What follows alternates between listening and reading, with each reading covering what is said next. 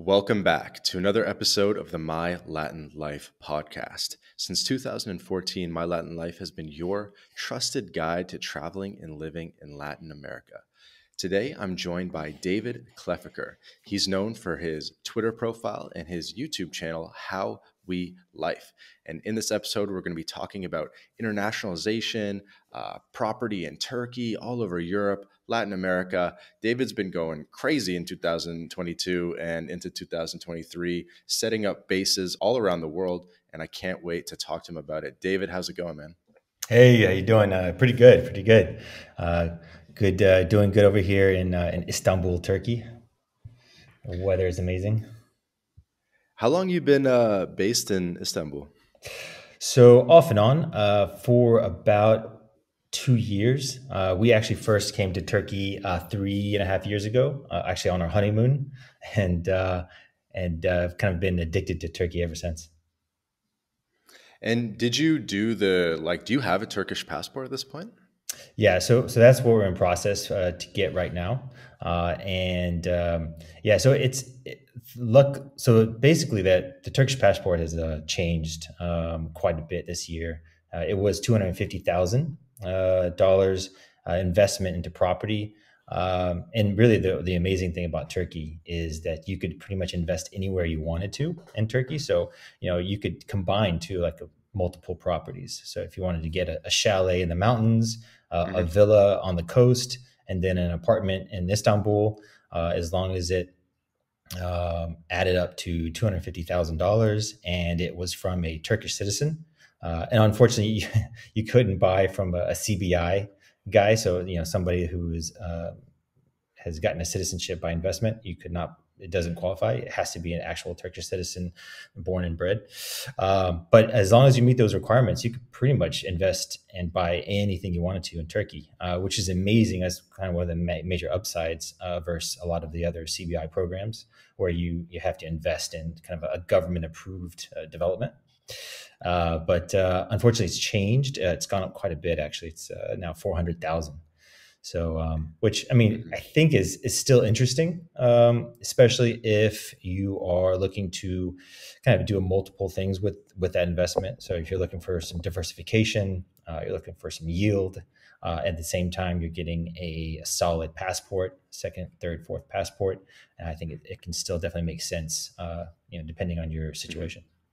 So soon to come, Yeah. Turkish passport in hand.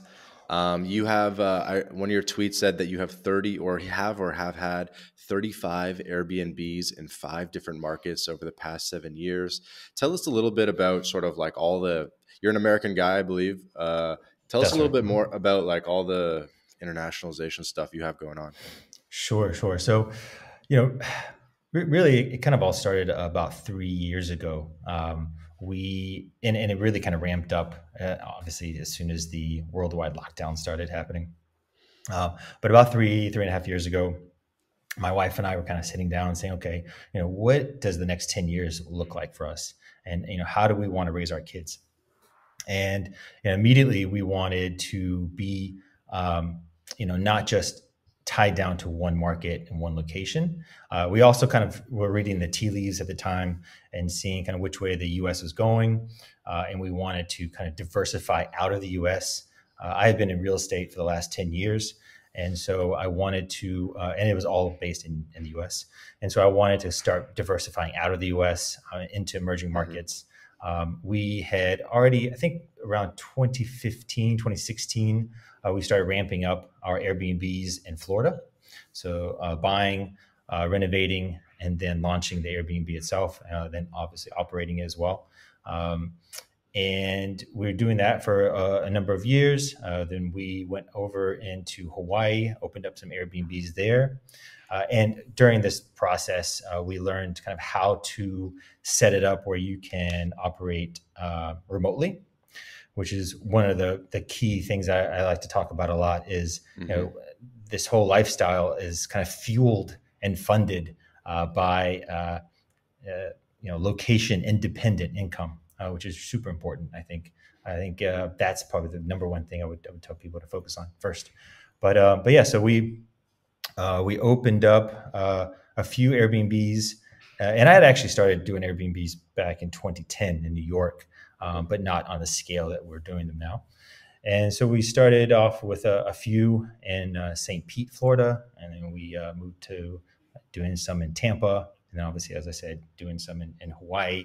And then once we kind of had the process down, we launched one in Jordan. That's where my wife is. Well, my wife is actually Palestinian, but we have some friends and family in Jordan.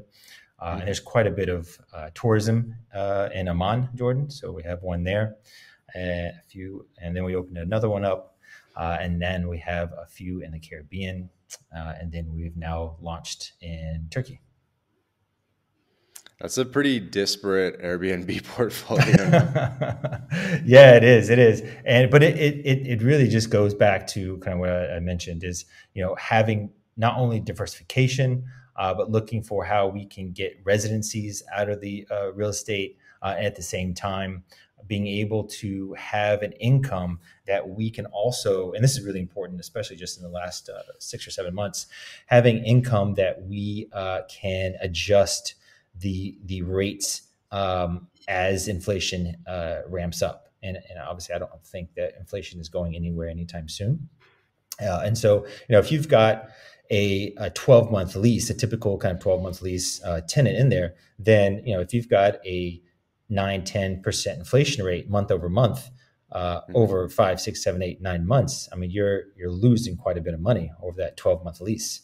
Whereas if Mhm. you have an Airbnb, you can adjust your rates monthly, weekly, daily, as inflation ticks up or continues. So that's one of the things I really like about Airbnbs and about short-term rentals in general. I mean, we don't just use um, the Airbnb platform. It's kind of the most famous way to talk about short-term rentals, but there's numerous platforms that you can use, and I would highly suggest people use them because who knows what will happen to Airbnb over time, Mhm. and then also being able to just create your own. If you've got, say, a collection of Airbnbs on one property, or like a really nice large kind of 4-bed villa, then you can create like an Instagram profile, and start making content specifically on that Airbnb. A lot of friends of mine have done that, and just start driving traffic to it.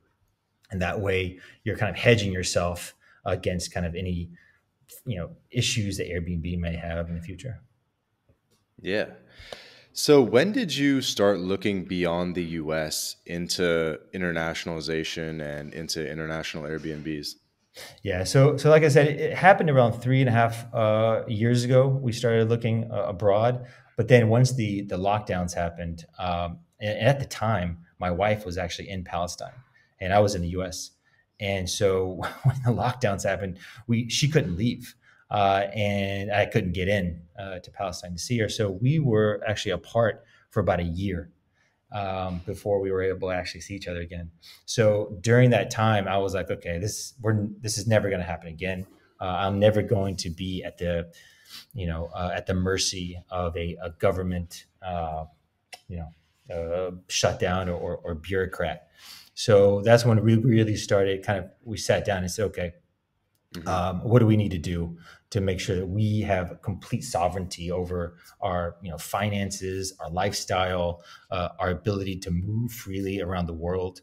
And so that's when we really got serious. We kind of wrote out a list of things, a must-have kind of list, and then we just basically opened up the map and said, okay, let's start ticking these off, and basically took our list of must-haves and then filtered countries through that, and just Yeah. one after another until we had a kind of a short list of about 5 to 7 countries. And once we had that, then we started putting boots on the ground and talking to immigration lawyers and real estate agents, and yeah, and started kind of creating Hmm. the plan B, which was really important to note that that list has changed somewhat as well, right? So I mean, Hmm. things change quite a bit, quite frequently nowadays, and so what might have been a great plan B flag, or a country or second base, may not be in 6, 7, 12 months time. Yeah, that's definitely true. Um, So you're saying that really just in the past 2 years, you've been ramping up the whole boots on the ground aspect of things. But I know that you actually lived in Kuwait for like 3 years. So you have experience living overseas. And I was curious how long you've kind of been learning about flag theory and everything. Because when I look at your tweets on Twitter, I can tell that you're pretty well versed in a lot of the theory and a lot of everything. So would love to know kind of like what your inspirations are and sort of how back it goes. Sure. Yeah. So, well, if you really, if you want to go back to the very beginning, I was, I think, 16 and 17. And that's when I started reading books like The Rich Dad, Poor Dad. That's when I read guys like Jim Rogers, Doug Casey. And that is really when it kicked it off. And I was like, I want to go see, I was at the time living in Tennessee in a small town outside of Nashville. And I was like, I don't know what's out there, but I know there's more than this. So I was like, let me go see. And so I left home. I actually about 16 years old, and my mom's only request was that I finish high school. So I finished high school in Florida, and then from there I just started traveling the world. I lived in Mumbai. Was there for a while. I was in Athens, Greece, for some time.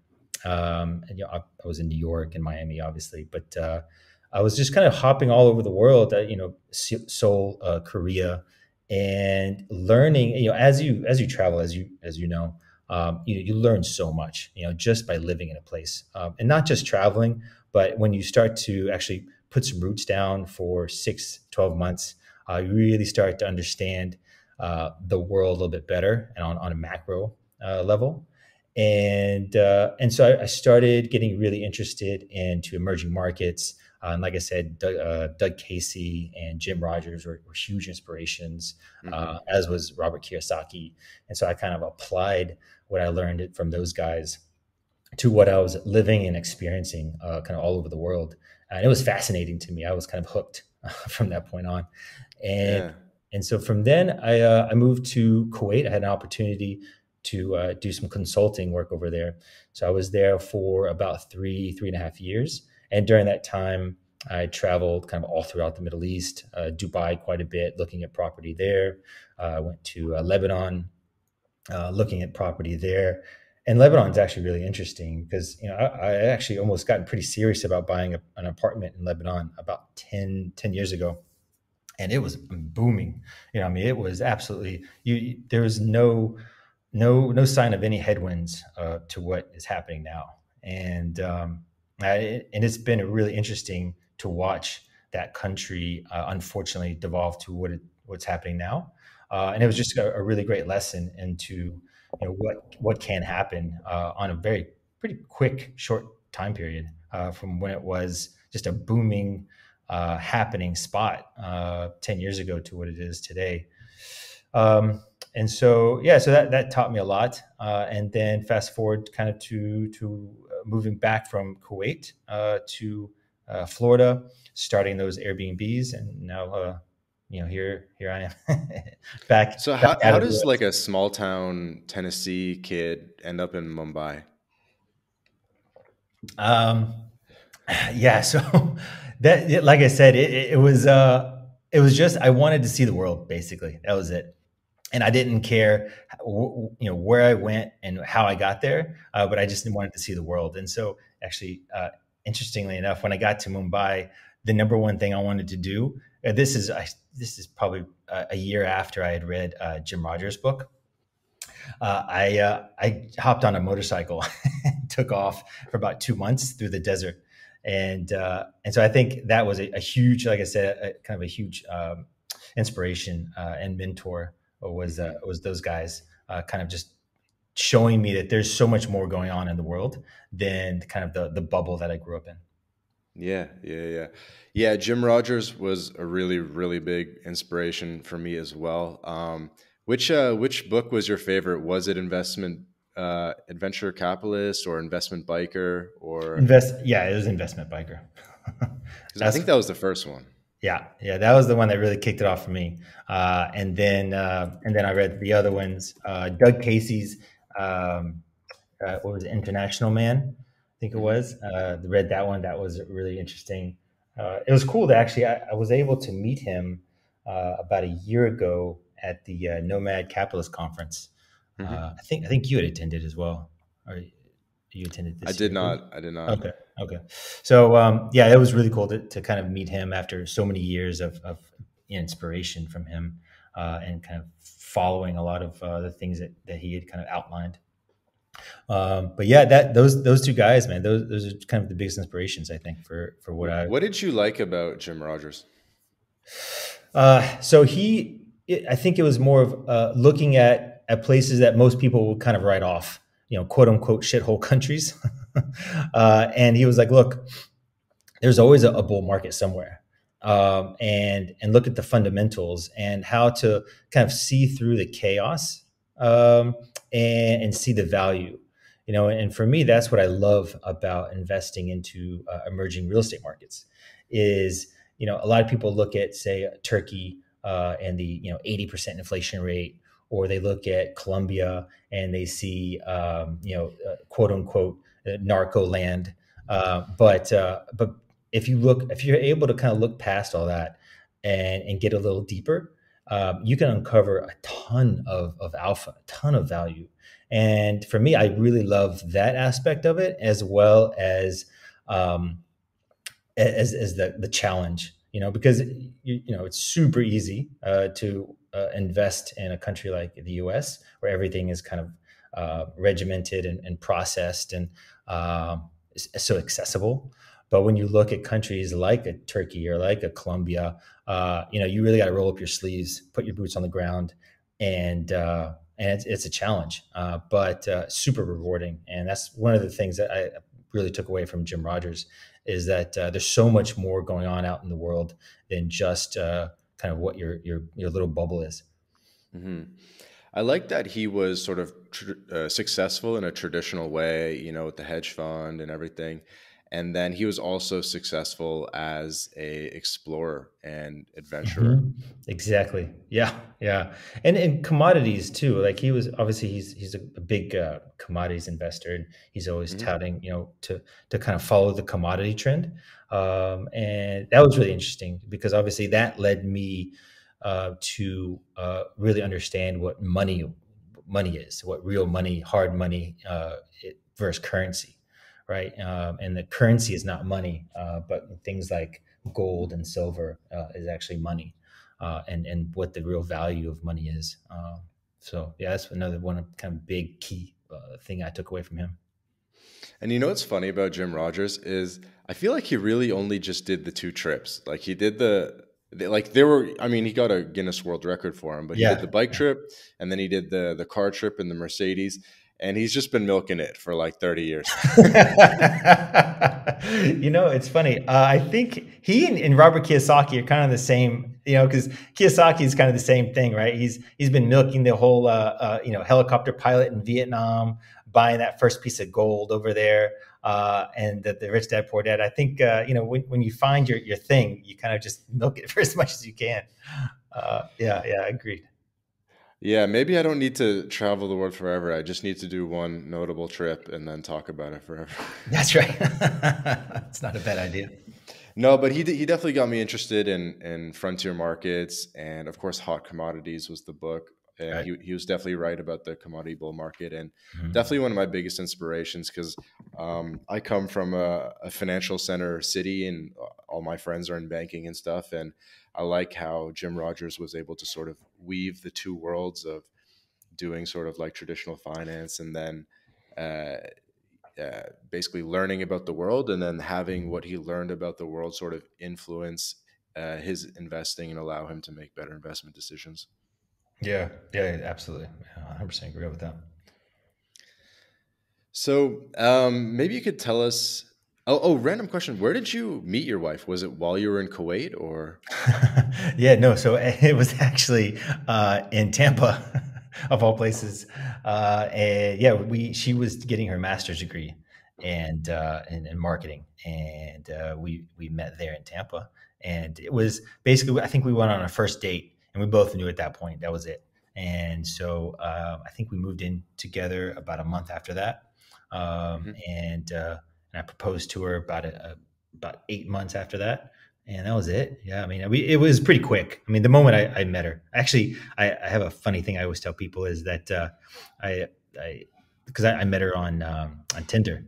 And the moment I saw her picture, I was like, "Yeah, this that's my wife. That's it." And I started sending it around to all my friends and family. I was like, "That's her. That's her." And so, yeah, it's been amazing. And so unfortunately though, she had to go back to Palestine because of visa issues. And so that's actually another reason why we started doing what we're doing, is that, again, being at the mercy of your visa or a passport, only having a single passport is really, especially for her, coming from where she comes from. Palestinians actually don't have passports; they just have IDs, and Hmm. so they typically either don't have a passport, or they have to get one through Jordan. And so a lot of times Palestinians have a really difficult time just even getting out of Palestine, much less Hmm. being able to travel freely. And so that's actually another reason that's kind of pushed us to do what we're doing now. Yeah. And is Turkey the first, I guess, international flag that you guys formally made? Y- Uh, yeah, I would say it's the kind of the first one that we've really fleshed out, and so kind of on all levels. So property, citizenship, community, and I think that's super important as well. Is that you can diversify and internationalize into other markets, and so if you want to buy property in Argentina or Brazil or Mexico. It's a great way to diversify. If you want to, open up a trading account, or buy some precious metals in Panama, and stick them in a vault. But if you're developing, for lifestyle, and you're developing second bases, third bases, and proper flags, I think you really need to enjoy the culture and create a community. Hmm. So that and that will kind of give you the full value of that flag. So that way, if when shit does hit the fan, you've got not just an apartment to go to, but you've got a community to go to, that you can kind of help and build with each other. Yeah, I'm kind of curious about Turkish culture because from the outside looking in, I can't find too much like redeeming about it, to be completely honest, as like a LATAM guy. But Okay. other than the food and smoking Yeah. hookah, I guess. Yeah. Um, but yeah, and I know that the beaches are nice and stuff. But like, tell me like some cool stuff about Yeah. like what it's like to actually spend time in Turkey. Yeah, so it's funny because I think a lot of people kind of see it from the outside looking in, and uh, honestly, I had kind of a similar view of it, before we came. When we first originally put boots on the ground 3.5 years ago. Uh, the one of the things that I think a lot of people will appreciate is they're very family orientated, right? Very family focused, very strong, tight family values. And so if you're kind of in the U.S., living in a place like California or New York, and you may not typically enjoy what's happening culturally, and you might be a bit more traditional or conservative, then even though you might be, say, of a Christian background, um, or might not even be that religious, and obviously Turkey is a Muslim country, it the religious aspect kind of really takes second seat, or second place to the family values, and the kind of the community vibe. Everybody's kind of looking after each other. You see in the streets that people are really, taking care of each other, looking after each other. If some guy is kind of messing with a woman, you'll see a bunch of other guys kind of, literally take him by the collar, and kick him to the curb. And so that's something really cool. And unfortunately, you don't see that a lot in the U.S. You see a lot of people just kind of standing and watching things happen, assaults or whatnot. So you definitely wouldn't see that here in Turkey, which is kind of cool. And obviously, the crime is a lot lower. Yes, you do have crime here. You do have organized crime, but I guess it's kind of like pick your poison. Would you rather something with very low petty crime and being able to walk around at night without being accosted, um, and then maybe having some some organized crime in the background. Hmm. But as long as you don't kind of deal with those guys, then you'll never really come in contact with it. Or the opposite, which is school shootings and kind of what you've got going on in the West, in the U.S. right now. So it seems like you probably had to invest a lot of time in the past 2 years just getting the Turkey thing set up, finding the property, getting it going, getting it cash flowing, paperwork, passport, all that. And it Mm-hmm. seems to me like, and also, you've been putting out a lot of YouTube videos. So everyone go check out the YouTube channel, How We Live. And it seems like now you're starting to look outward and you're starting to make a bit of a plan to set up a whole bunch more bases in Europe and I guess in Latin America as well. Could you run us through, I guess, what other flags maybe you have already, and then what the rest of your plan is? It seems like maybe you went to Georgia as well to do some Yeah. bank accounts and stuff. Yeah. But yeah, run us through kind of like the whole plan a little bit. Sure, sure. So, yeah, I won't give too much super specific details, but I will say that yeah, we are looking to set up at least three more flags over the next year and a half.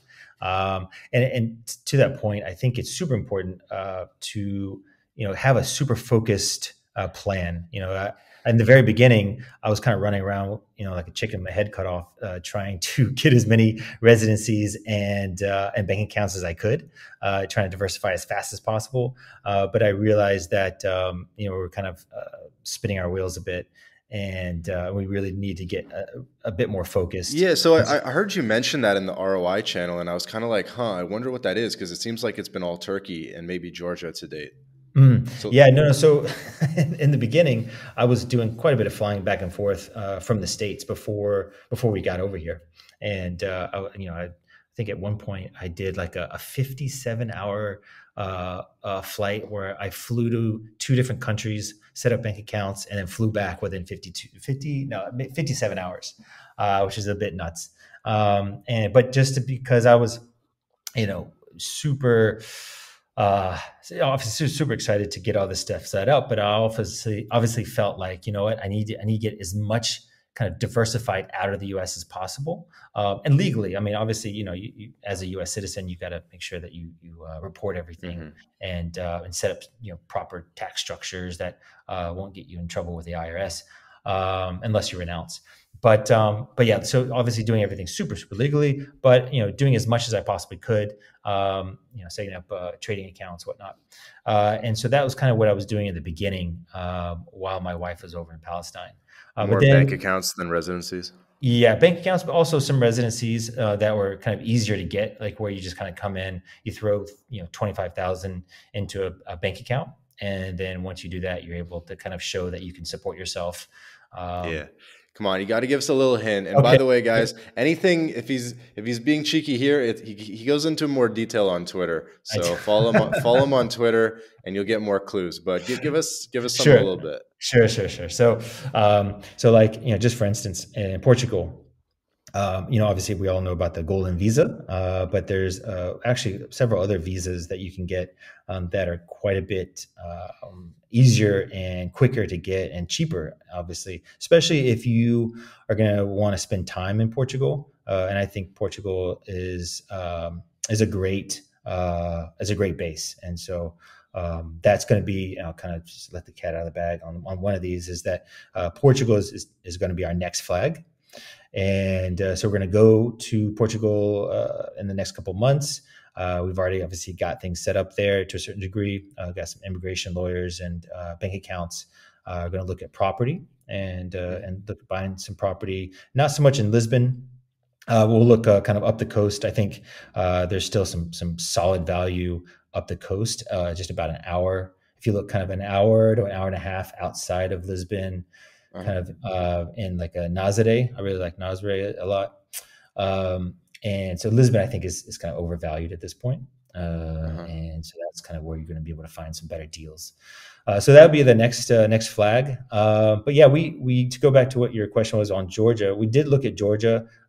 Like I said, we had a short list in the very beginning, and so after we kind of put all those countries through the filter, we started putting boots on the ground, and Georgia was one of the ones on the top, 5 or 6 of our list.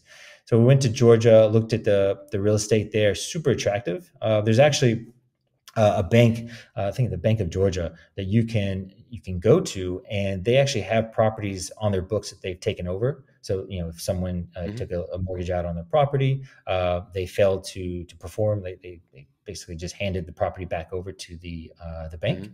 And so they have a bunch of properties on their books. And so if you go to them and buy a property from them, you're not going to get an amazing deal, but you're going to get the ability to, first of all, create a relationship with that bank, and then you're also getting financing, which is super attractive. Hmm. And so then once you are able to take that property, prove or show that you can perform for, say, 6 to 12 months, then you can actually go back to the market, buy another property outside of the bank, and then take it to the bank, and they'll give you a mortgage on it. Hmm. As obviously, this is all being that you have your credit and your finances together. So that's something that I really thought was interesting, especially because it spoke to me from kind of my real estate background. And the yields are not too bad on that as either. Like the typical yield in Tbilisi is anywhere between 5 and 6%. Um, you could probably do a bit better if you really spent some time there. The banking is really interesting. They are one of the few countries that don't have to report back to the banking reporting agency, basically back to the The U.S. CRS. Yeah, and so that's something interesting. I think that's going to change though in 2024. I believe they're going to start reporting. Uh, I think I saw that, but Armenia not. yeah. I'm not sure about Armenia. I know that's starting to kind of catch some buzz now, which might be an interesting spot. The only issue though is I think they're kind of in the middle of a small mini war with Yeah. Azerbaijan. So I'm not sure, yeah, what that's going to look like. But yeah, Georgia, I think, is a beautiful country. We traveled all throughout Georgia. Went to all the way, took like an old Soviet train across the country. We're able Hmm. to kind of get a better feel, and that's one thing I actually highly recommend. If you are going to go and actually put a proper flag down on a country, is to really get into the country, travel all through it. Jump in a car, or train, whatever, Yeah, and yeah, really understand the culture that you're going to be, setting roots down into. And I love Georgians, man. They're super cool people. We met a ton of amazing Georgians. We met a cop that allowed us to actually shoot his gun. We yeah. got Hmm. drunk with him, and we were shooting guns off into the mountains. That was really cool. Jeez. Yeah, they're super wild. It's a fairly new country too. I mean, it's not been. I think they gained independence maybe not even 25, 30 years ago. So still pretty fresh from the Soviet bloc. So there's, and with that being said, there is some risk that Russia could maybe try to go in and take over Georgia again. I doubt it though, because they have a pretty good relationship with the government of Georgia, and so I think if they feel like they have enough influence, there's no point in going in and trashing the infrastructure and just to be able to take it over. I think Right, right, right. you know what I mean? It just their risk and the capital that they're gonna have to spend to do that, it And doesn't make I'm sense. guessing you also did something in the Balkans in Montenegro or elsewhere around there. Mm. Yeah, so Montenegro is actually a place that I'm looking at for real estate investment. I really, really like that place. I think it's gonna do really well over the next 10 years. I think you'll see a lot of people kind of come in from that are being priced out of Croatia, because obviously Croatia has exploded over the last 5, 10 years. It's kind of like the known kind of spot for people to go and party and get like kind of summer chalets. And so I think Montenegro will kind of be the next place to kind of boom. You're actually also already seeing that in values, especially from Ukrainians and Russians that are pouring in there. Yeah, I'm sure. So you're doing a whole bunch of different bases in Europe, it seems. Yes. For right now, we're looking at Europe. But like I said, I think before we started, the next kind of 2023, except for Portugal, the first couple of months, is going to be dedicated to Latin America.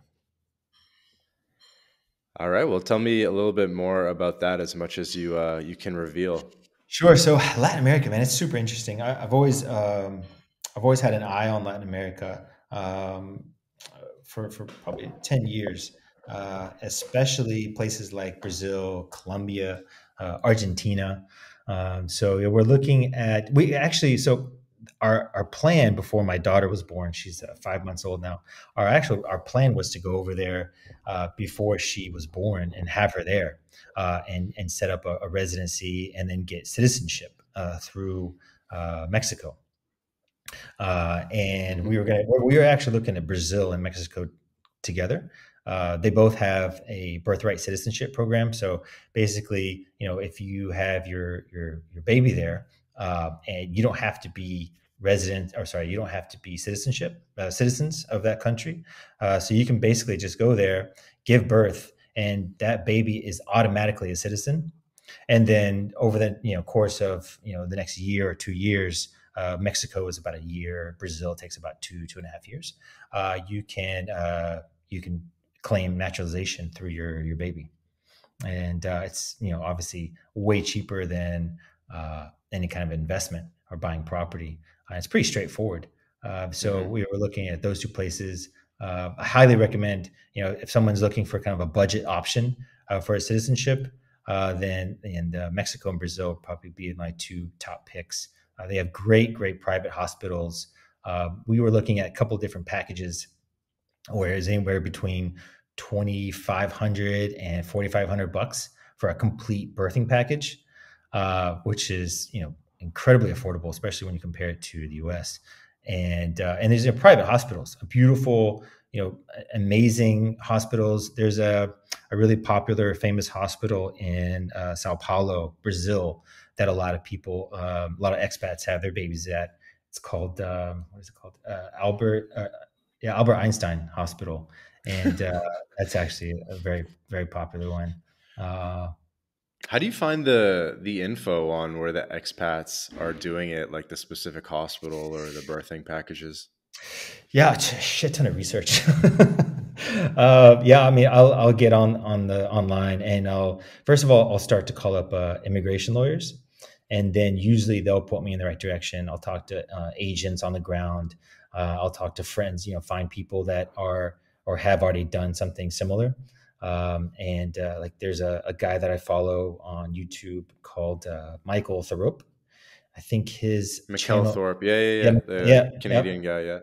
yep. And so I think he Expat actually, Expat Money podcast, something like that. yes, yeah, Yeah, exactly. yeah. Expect money. Yeah. So yeah, he's done the same thing in Brazil, and he had I think one child in, oh man, I want to say Panama, and then he had another one in Brazil. And so yeah, I'll just reach out to those guys and then start chatting them up and kind of get a lay of the land and get some intel. And then just like I said, just do a shit ton of research. And then at some point, put boots on the ground and then kind of do my own due diligence. And that's typically how I approach any possible flag or investment option internationally. I can tell you're extremely well researched on all these different countries and everything. Do you have any favorite like resources in general? When it obviously it's going to be different depending on but what are some of your go to resources or websites or things you enjoy looking at reading other than My Yeah, Latin Life, of course? yeah. So that's the number. Actually, I've really enjoyed your Twitter, man. Following you kind of all over the place. You definitely know your stuff in Latin America, and so yeah, you're kind of like the main go to resource when I get down there. But then what I'd like to do is, like I said, just kind of scan as many different resources as possible. Everybody from the nomad capitalist to the wandering investor.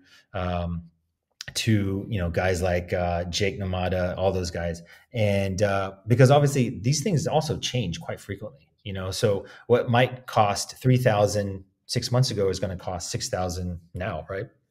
I mean, just like you saw what happened in Turkey, it was $250,000 the beginning of this year, and all of a sudden, over a span of a few months, they announced that they're going to change it to $400,000 for the citizenship, which is Hmm. quite a big increase. So, and then kind of what we're seeing now happen in Paraguay, which they were giving out pretty easy to get residencies, and then they kind of halted it for a time. I think they are opening it back up. But yeah, I mean, things change on a dime, especially in this offshoring world. And so that's why I like to kind of keep my finger on the pulse. I'm constantly, like I said, constantly doing tons of research.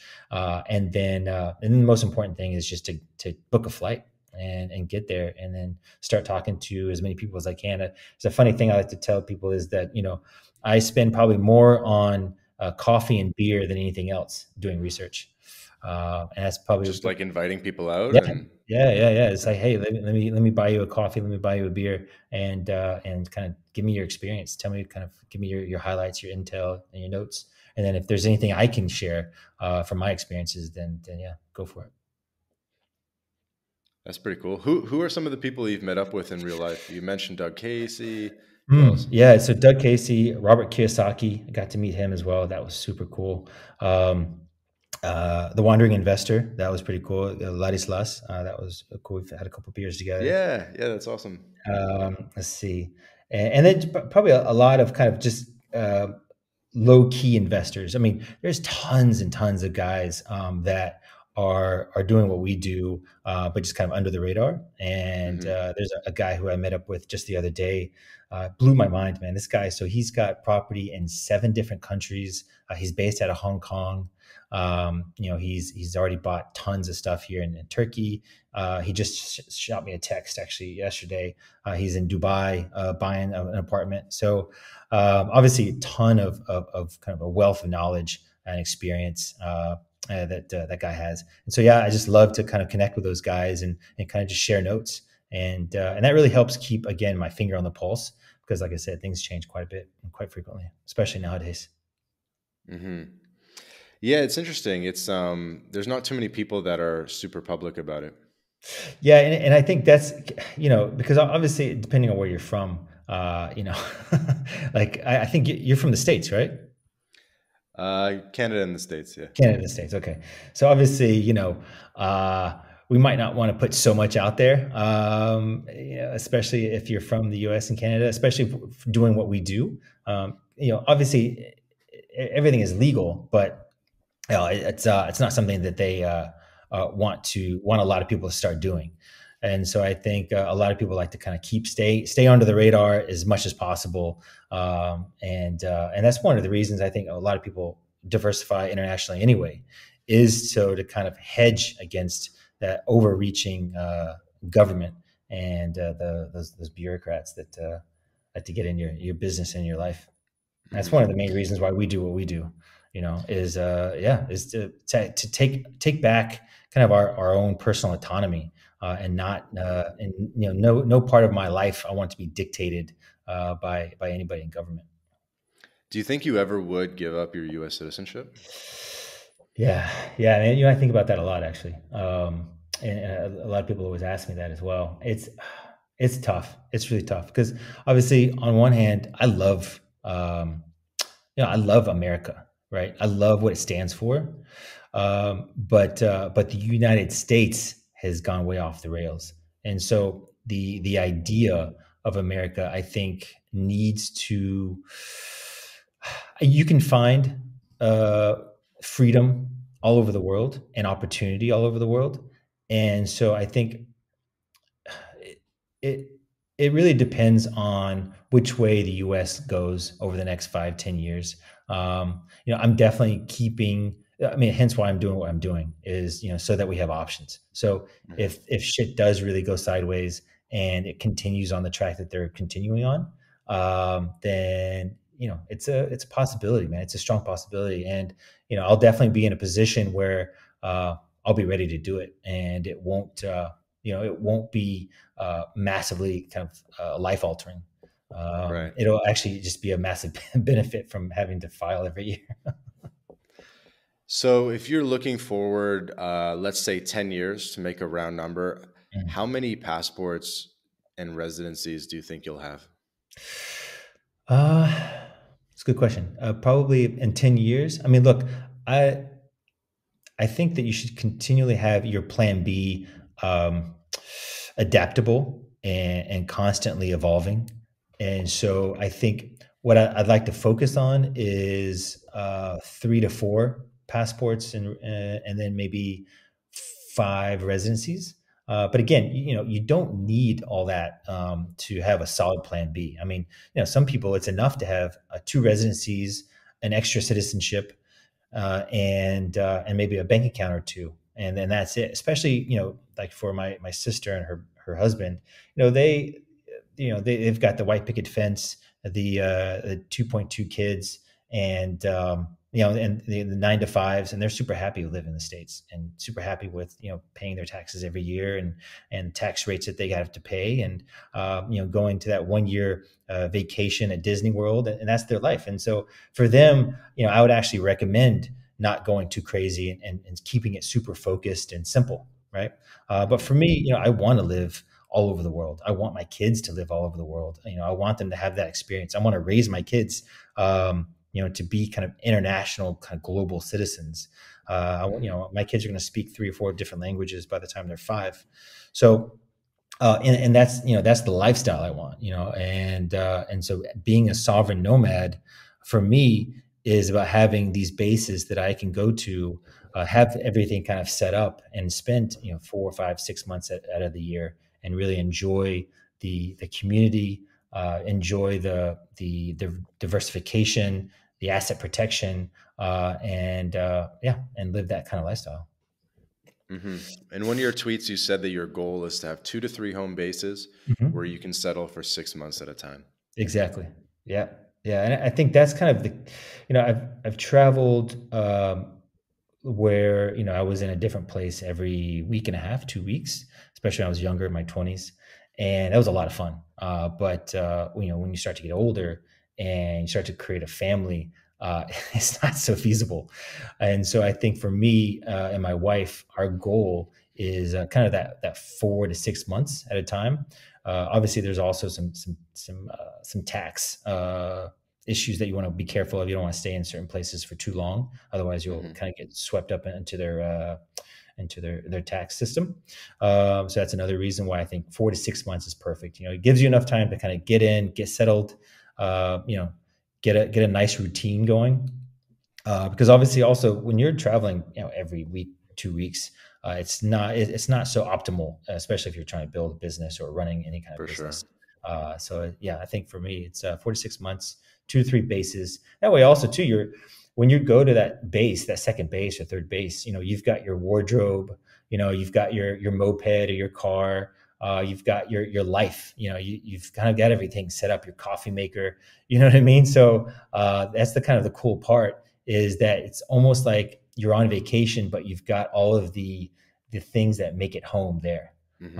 And so it's the And best of are both worlds. all your bases or all your properties, are they all basically on Airbnb, or do you have some that you keep like as your own? Yeah, so I would say out of all the Airbnbs, or out of all the properties, I would say maybe 3 are kind of not on Airbnb.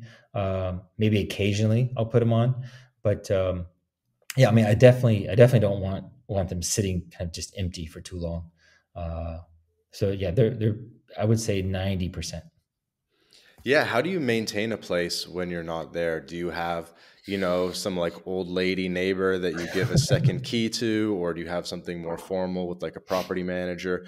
Especially in like Latin America, like uh, you really need someone to go by and air the place out and make sure it's not getting moldy and stuff.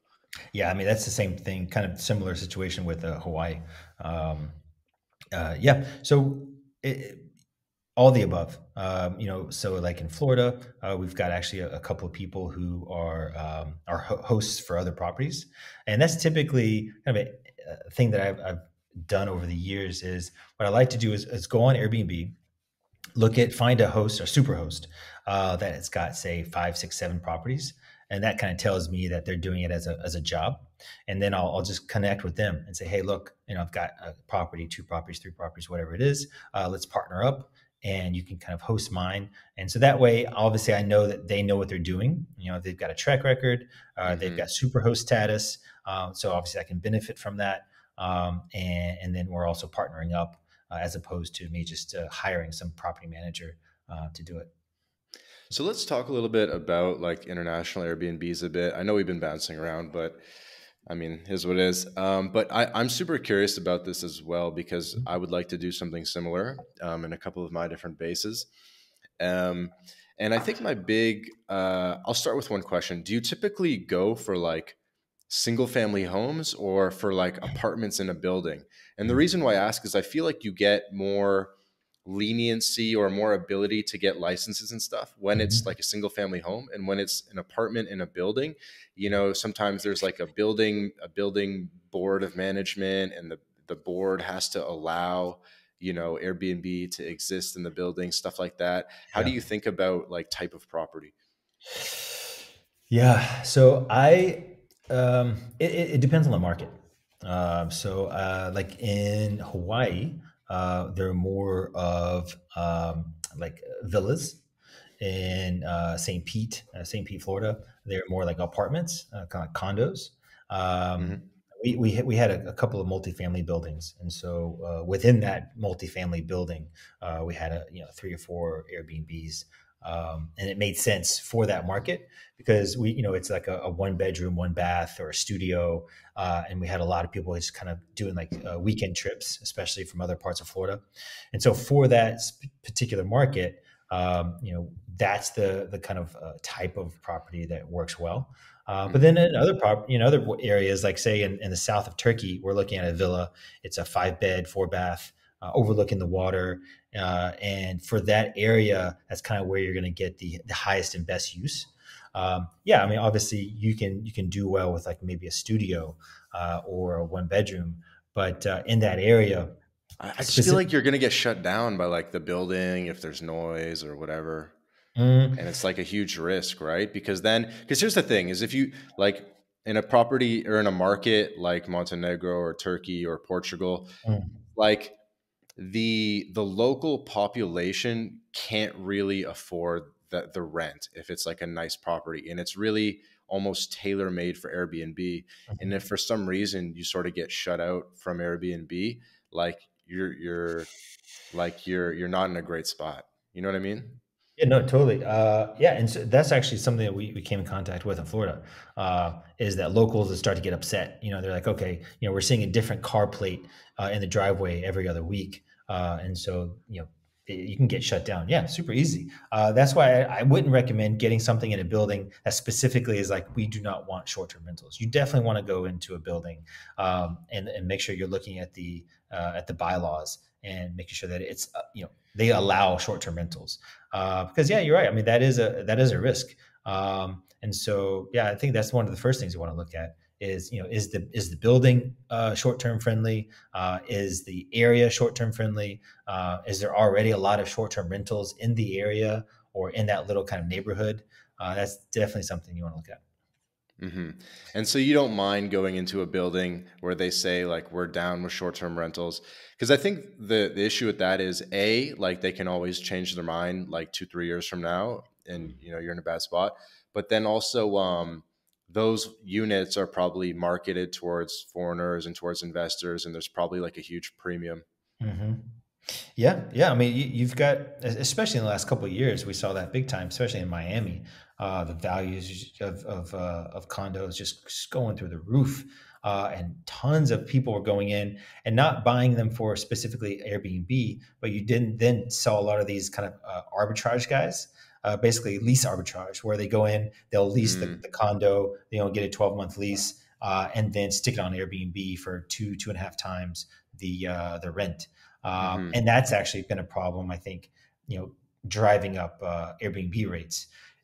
But I think you'll see kind of over the next 6 to 12 months, those guys are going to get crushed, because rents are not going to come down as fast as Airbnb rates, because obviously Airbnbs, it's discretionary. Whereas, long-term rents, it's not, it's staples, right?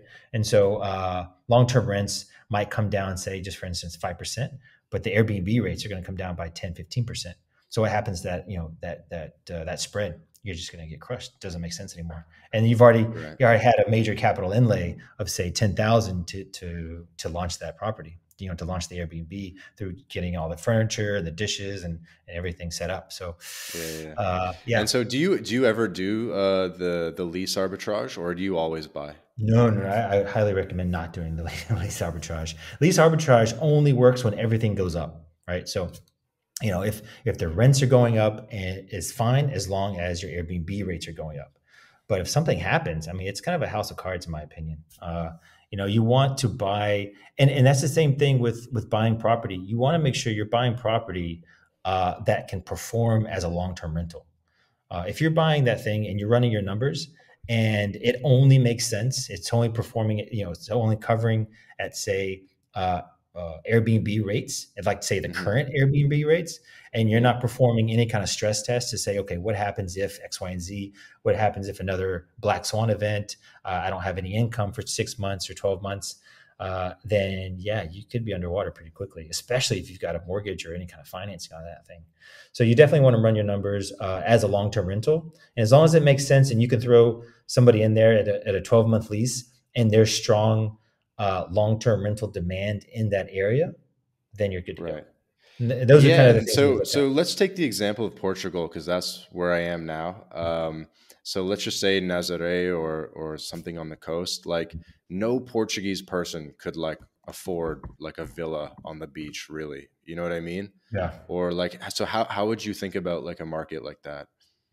Yeah. So I would. That's why actually I would stay out of Lisbon, and I would also stay out of the Algarve, because you can't buy anything right there in those areas, and not heavily rely on either current Airbnb rates, which again I think they're going to take a hit over the next 6 to 12 months, or some wealthy kind of digital nomad coming in and occupying your place for you.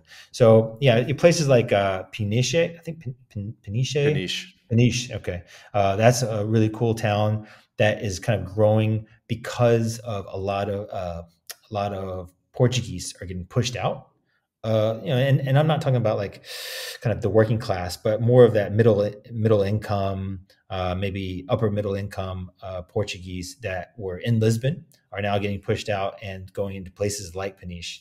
And so I think that's super interesting, because then you do have a more solid base of rental pool in places like Peniche. Places like Nazaré are going to be, a little bit more riskier, because it's mostly just kind of wealthier surfers that are there. But it's getting built out. There is a cohort of people that are coming in, especially expats coming in and just moving there long term, and they might not actually be able to afford Lisbon at this point, and so they're looking at other places like a Peniche, like a Nazaré, long term. And so that is another kind of section of the market that I think could help buoy you, just in case the rental rates start to crash on Airbnb. But again, I would stay out of places like Lisbon. I would stay out of places like the Algarve, because, as you say, it's not going to make sense. If we do go into another lockdown or whatever, you're going to get crushed. And so how would you finance a property in Portugal? Would you buy it in cash? Would you try to get a mortgage? Yeah, I mean, it depends on the market. So certain markets are all cash, like, say, for Turkey, for instance. I mean, there are mortgages available, but as a foreigner, you're more than likely not going to get one. And also the rates are not attractive. But then, like I was talking about, Georgia, super attractive, super interesting to a certain degree. Portugal does have financing. It does have a pretty interesting market for mortgages, and you can get one fairly, not incredibly difficult to get one as a foreigner, or as someone who has a visa or kind of a residency. Yeah, it Uh, seems doable. yeah, yeah. So I think it's super interesting. And so if your numbers make sense, and like I said, you do not want to make sure that, if you have to make current Airbnb rates to be able to take care of the mortgage, then I would not do it. It's definitely something you want to make sure that you can cover your mortgage with long-term rental rates. And as long as you can do that, then yeah, it makes sense. Then obviously stick, some cash aside just in case things really get kind of wonky. But yeah, it really all depends. And actually, one of the reasons I actually like Turkey is because there's not a huge amount of debt in the market, right? So if you look at Turkey over the last 20 years, they haven't had major boom and bust cycles, or even over the last 30 years. And that's because they're not so susceptible to rate changes, right? And so, because most of the properties own all cash, people are not really forced to sell. And so it's a little bit more stable. Whereas in a place that, obviously like Florida, for instance, where, everybody's levered up to their eyeballs, then, if there's a major rate hike like we're seeing right now, then values crash and people are going to be underwater pretty quickly, as they already are in Florida. So, that's I kind of went on a tangent there, but that's kind of one of the things I like to reason why I like to invest in certain markets is maybe perhaps because it's an all cash market, like Turkey. And so you're kind of, you're a bit hedged against rate hikes and rate manipulation. But Yeah, in I definitely know what Portugal, you mean. yep. But in Portugal, I think it's a healthy debt market. And so yeah, I'm actually looking at getting some, you know, getting more a mortgage myself in Portugal. Interesting. And would you, we were talking a bit about this on Twitter. Would you sort of Mhm. like, are you in wait and see mode for the next 18 months? Yeah. Or when you go to Portugal, I think in the next like 3 months, you said, would Mhm. you be like actively like meeting up with the real estate agents and stuff? Oh yeah, I'm going to hit the ground running. Yeah, I mean, I've done all my kind of research that I've done now, and like I said, to kind of give your listeners some kind of insider stuff here. Those are the areas that I'm looking at currently. Is Peniche, Nazare, really like those Ar- two. Aracera, Yeah, yeah. Aracera, I really like. Even there's a place called Cascais. Yeah. Cascais. That's interesting. There's It's a really expensive there. I couldn't yeah. find anything for cheap, but Okay. Okay. So yeah, maybe it's already priced out. Setúbal, I think it is. I might be yeah, butchering all these yeah, names. it's like a port town. Yeah. Yep. Yeah, I like that one. Maybe even further down the coast might be interesting. But I think anything within an hour drive, hour and a half drive, should be pretty interesting over the next 5 years. Maybe we can do a separate episode and like do like a deep dive on real estate in Portugal because I am in one of those beach towns in Portugal that you mentioned. So maybe we can talk a bit more about it on a That'd deep be dive. Yeah, it'd be awesome. Yeah, I'd love to. And I'm literally, obviously, I'm yeah, literally here looking out the window, like that's at awesome. the, you know. Awesome. Yeah. So yeah, I'd love to hear your notes, and kind of we can kind of trade notes on Yeah, from what I've yeah, and you're seen. you're more the expert than I am on this, and but I'm doing it, so I could definitely use some hand holding. Yeah, yeah, awesome. And so yeah, once I'm there, like I said, I'll hit the ground running. I've got several agents that I've already kind of gotten some looking out for property for me, sending me stuff. At least that way, Yeah, so when I do land and start walking around and checking out some areas and some villages, I already have an idea. My head's already kind of wrapped around the market to a certain degree. And but then I'm not going to, I definitely think that 2023 is going to be a bit more tumultuous than people realize. The rate yes. hikes that are happening right now is a lagging effect, right? So just like inflation is a lagging indicator. These rate hikes that they're doing is going to have a lagging effect. So, we're not going to see, it's like a wave in the water. We're not going to feel the effects of these things until like mid 2023.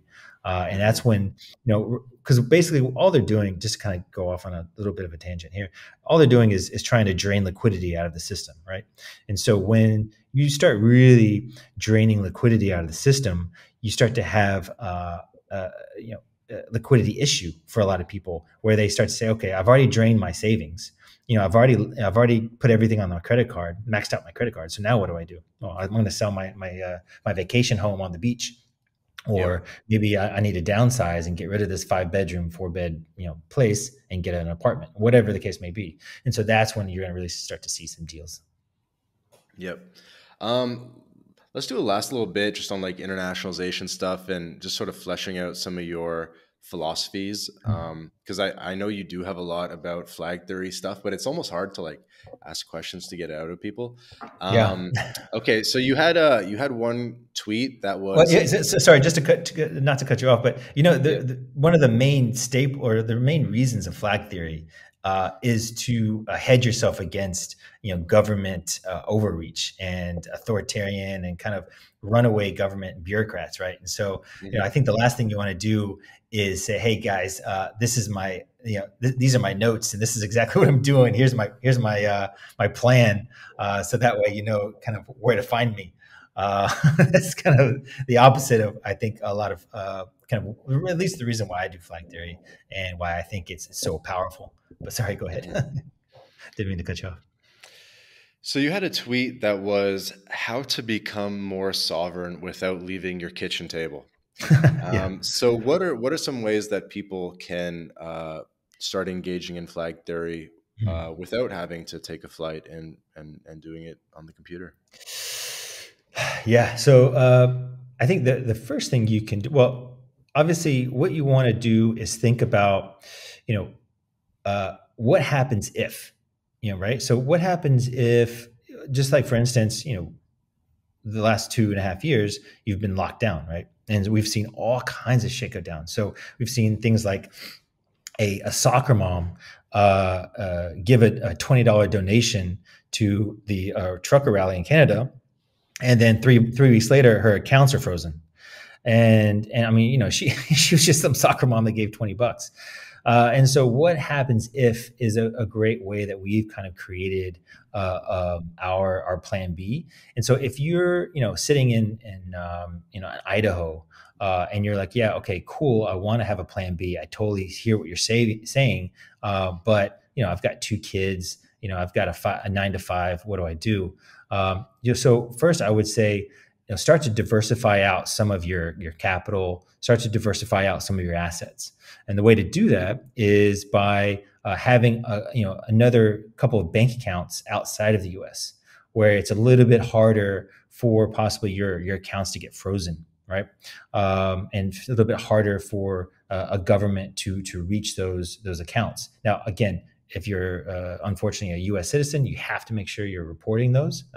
This isn't tax advice by any chance, by any stretch of the imagination, but at least it does give you some alternatives to only being having all your cash or all your eggs in one basket. So say for like instance, you can actually open a bank account in Georgia online.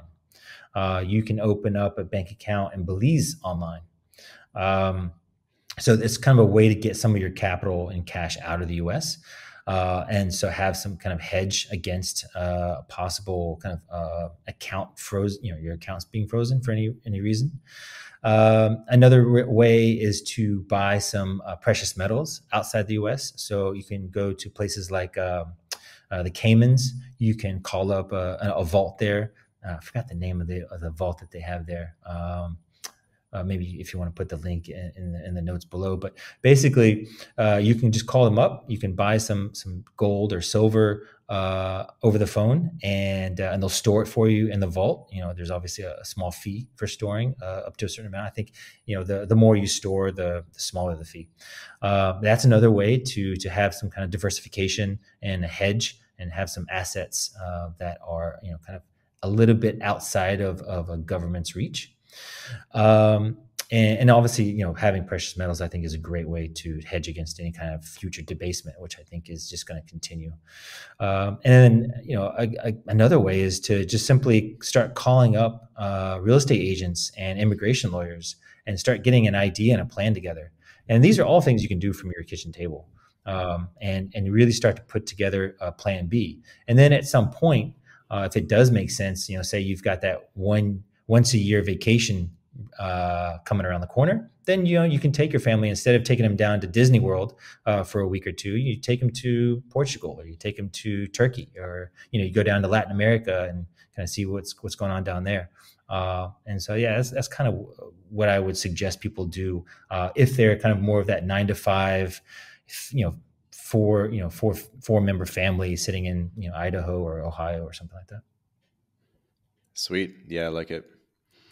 Um, let's talk just a little bit more about Latin America. So we've talked about how birth tourism in Mexico definitely makes sense for a lot of people, both from a low cost of the package standpoint, and from getting a residency or passport out of it standpoint.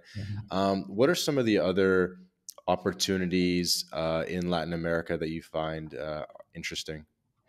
Sure. In terms of it could either be in terms of the residencies or mhm, the real estate, or just sure. a buzzing community. Really anything. Yeah. I really, so Colombia is really interesting because obviously there's a massive buzz right now in the kind of offshore uh, community, especially in Medellin. Really interesting what's going on down there. And I think it kind of plays into one of those kind of three pillars that you want to look at is, you've got your lifestyle, your finances, and community. And I think it's super interesting. The real estate market is not as I think undervalued as it was maybe 4 or 5 years ago, or even 2 years ago, especially in Medellin. But you can still find some deals there. Actually one of the places that we're going to be going to when we go in 2023. We'll definitely be going to Medellin, trying to look at some property there. Maybe buying a couple of Airbnbs to kind of get our feet wet. Another place would be interesting is Chile. The Chilean citizenship, or the Chilean passport, is actually, I think, one of the top 10 or top 5 strongest passports in the world. I think it's got more visa-free access than um, than like, say, a German passport, I believe. I think you get visa-free access to all of Europe, all of the Americas. I believe you have visa-free access to China as well. But don't quote me on that. But yeah, Chilean passport, super strong. Obviously, their government is kind of taking a sharp left turn, and so that might not be something you Sharp left turn. might not be something you're That was a super good double keen on. entendre. Yeah, Yeah, but yeah, their passport is super incredible, it's true. and it's if you were, I tell you, if you were only going to go for one passport, and you had some time on your hands, and maybe you didn't necessarily have 150,000 or 200,000 or whatever the case may be to invest, but you do have time, and you have, say, location independent income where you can just go and live there for a while. I would say Chile is probably the number one place I would recommend people go to get a citizenship. It's you get down there, you put, either you prove that you can, you've got, I think, $2,500 a month in income, or you throw $30,000 into a bank account, you get a temporary passport, you spend about 185 days there the first year, and then after that, you can apply for the permanent residence, and then you spend another 4 years, kind of coming and going as you please. The more time you spend there, the easier it'll be when you go to apply for your citizenship. But you apply for your Hmm. citizenship in 5 years. You obviously need to have a kind of a basic understanding of Spanish and Chilean history and Chilean kind of culture. But for what it is, it's a powerful passport, and you don't have to really spend too much money. You do have to spend some time, but not a lot of money. Yeah, and it's funny you mention it. Like the wealthy expat just did a YouTube video on it just this week, and I almost couldn't wrap my head around why he said he was going to do the program, and I almost couldn't understand why, because I know there's a 3 year basically tax holiday for Mhm. new foreign residents, but then after the 3 years, it becomes normal residency based taxation on your worldwide income. Correct. And I'm like, yeah, 3 years isn't that much to then get sucked into like a worldwide tax net. And I'm almost like, like maybe there's just something I don't get about it. Maybe if you're spending less than 6 months, you're not a tax resident, you're just a legal resident. That's sometimes how it happens. Like, I don't know. How are you thinking about how it might make sense?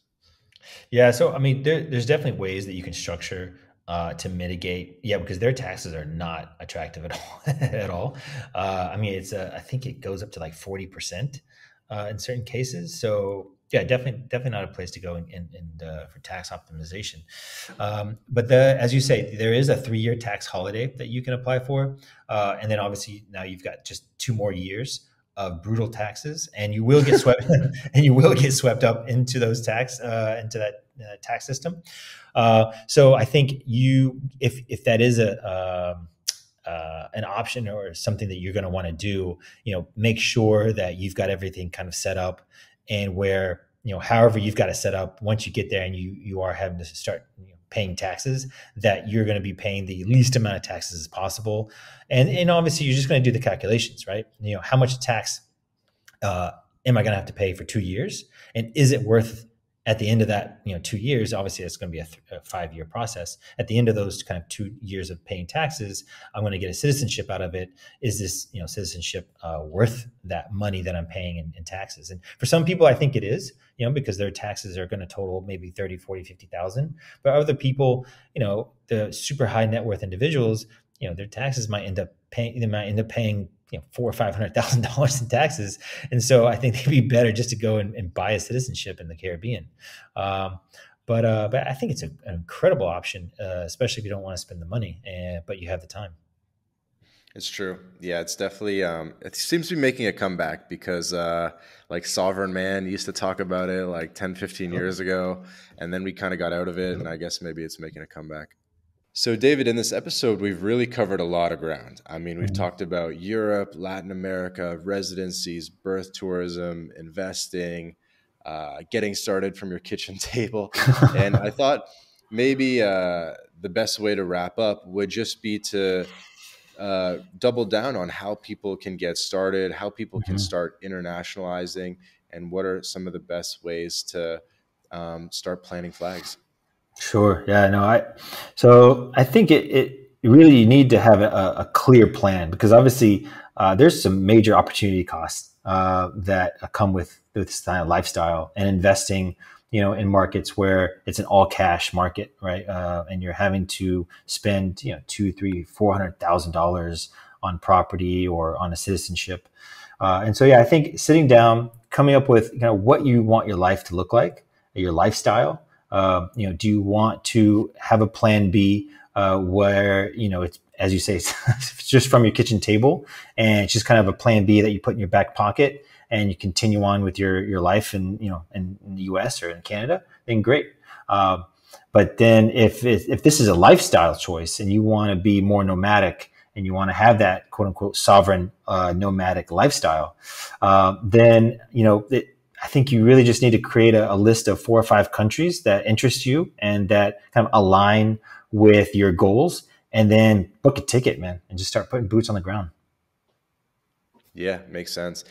Yeah, I mean, for me, like I've done a bunch of different flags in different places around the world, and I haven't outlaid for real estate in any of them. So I've done them all basically with no more costs than paying the lawyers, which is usually That's pretty amazing. minimal. Like, a couple, maybe like $1,500 Mm-hmm. in this country, $1,500 in that country. And that's pretty much it. And, you look back and you got like 5 residency permits or more for less than 10K. That's amazing. And then obviously you're kind of depending on the residency, over the next 3, 4, 5 years, you're then able to apply for citizenship, which is, incredibly budget friendly option. Exactly. I mentioned this, the ROI channel, Benjamin, he interviewed me, and I hammered on this a little bit, which is that if you have all these residency programs going on at the same time, you're actually working towards citizenship in multiple countries at the same time. Yeah. Yeah, no, absolutely. I mean, you could actually do that. If you wanted to, you could jump back and forth, say, just for instance, if you want to do like the more budget friendly option in Portugal, you do the D7, and which is like, $25,000 in the bank account.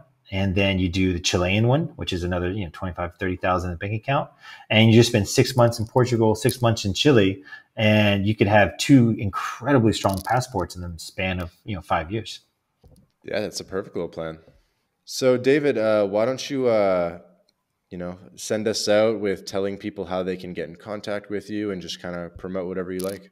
Sure. Yeah. No. So I think the best way is if you want to shoot me like a DM on Twitter. My DMs are open. It's at Klefeker on Twitter, and then my wife and I do have a YouTube channel that's called How We Life.